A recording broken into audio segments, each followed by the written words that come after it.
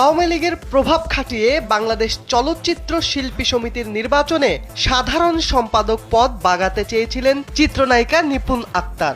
2022 সালে সমিতির নির্বাচনে নিপুণকে জেতাতে নির্বাচন কমিশনারকে ফোন করে চাপ দিয়েছিলেন আওয়ামী লীগের সভাপতিমণ্ডলীর সদস্য শেখ ফজলুল করিম সেলিম। এবার জানা গেল শুধু সেলিমই না, নিপুণকে জেতাতে ফোন করেছিলেন তৎকালীন স্বরাষ্ট্রমন্ত্রী Asaduzzaman Khan কামালও।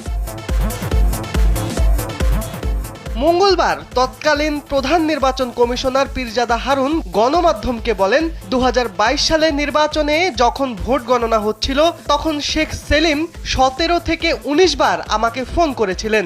Colour expert, George sap এবং মাইল্ড অন হ্যান্ডস টেকনোলজি সমৃদ্ধ অরিক্স ক্রিস্টাল ওয়াশ আপনার লন্ড্রি এক্সপার্ট। আমার সঙ্গে তার কয়েকবার কথাও হয়েছে।